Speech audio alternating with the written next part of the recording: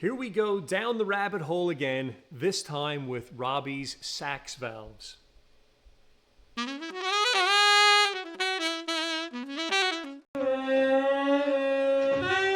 buddy.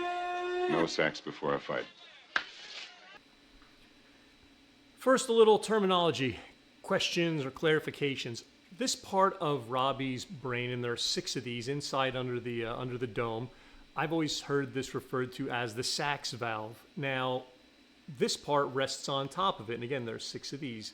This is, I'm going to call it the sax key because that's where I think this whole nomenclature sax terminology comes from. It looks like the key of a saxophone, so it sits on here. So in my thinking, this is the sax key, this is the sax key rest.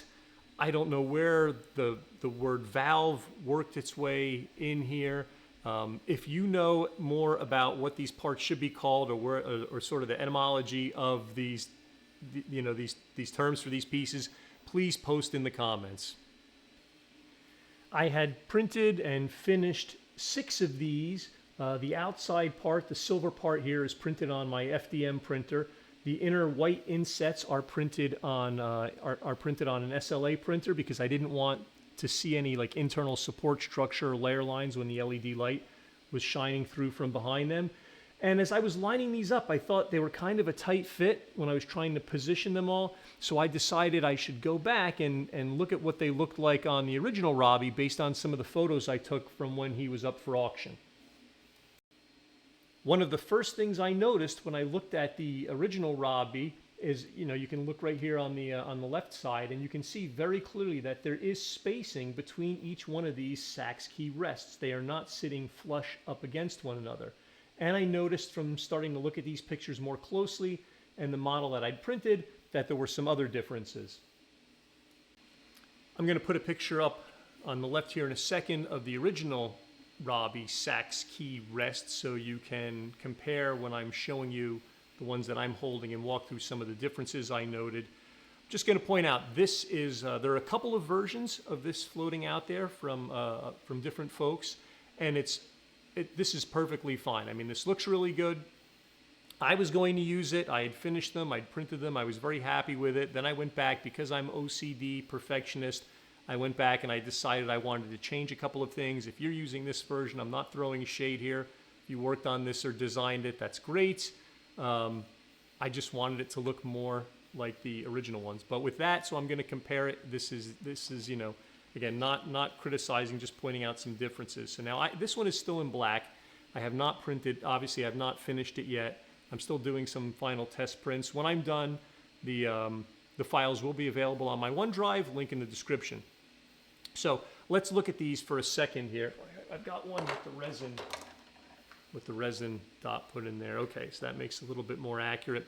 The biggest thing you will notice, and the first difference I noticed between the original Robby and this version and what I've tried to correct for is that the length of the size of the white insets is bigger on this new version. And I think that's more, again, keeping more closely accurate with the original. If you look at the picture also, when the key comes down, see if I can kind of do this, it covers pretty much the entire inset, versus on this version, when the key comes down, it leaves, depending on exactly how it falls, it leaves a little bit of it visible. That's just, again, another difference I noticed. The little, how much of this sort of plastic behind the little clear button in the front here, how much of that is visible? It seems like there's a little bit too much visible here, so I shrunk that a little bit, made it a little bit less. Oops, you could see I did not glue it yet. And the other thing is that the edges here are a very sharp edge, and I noticed looking at the original, it's a little bit more rounded, so I've rounded the edge here, a little fillet on the edge here. I might actually make it even a little bit more rounded. I mean, you could do that. You could achieve that here just with with sanding, but I tried to build that into the print. And the other thing that I notice that I haven't really made much any change is it looks in some cases almost like this inset is maybe, I don't know, in some cases it looks like it's set a little bit behind, in some cases it looks a little bit forward. I've made it flush just like on this version, and I think that is really nothing design intentional, but probably just a a characteristic of you know, when this thing was initially glued together, or maybe even over time it warped or shrunk a little bit. But these are both the same size. If you put them back to back, well, the circular part there is the same size. I've shrunken the base a little bit to basically, when you line these things up, to give about a 4mm gap. But other than that, they are exactly the same size. So, you know, it will not affect the position for the rest of the mechanism. It will not affect how the key falls, the spacing in between, everything else is exactly the same size. So one more thing, I will be doing two versions of the Sax Key Rest.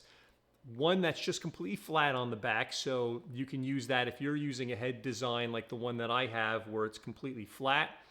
You can adhere these however you want, or if you're using Robot Hut's Robby blockhead mechanism thing, it uses a flat back also. But I'll put a version that also is compatible with the version of the head that has these sort of predefined indentations for spacing. So there'll be a little ridge on the back, so these things will kind of snap in. And then you'll see if I try and hold it here. Let's see here. There we go. So you'll see. This is what happens when you don't glue stuff together. Just paste it, just put it together there. There we are. So you can kind of see the, just holding it, the spacing that you'll get, like I said, about 4mm spacing as you line those up, and those will line up really nicely. Thanks for watching. Please like, subscribe, comments, questions, happy to answer. Again, links to the OneDrive in the description below. See you next time. One quick thing I almost forgot. I couldn't look at the rests without looking at the keys themselves.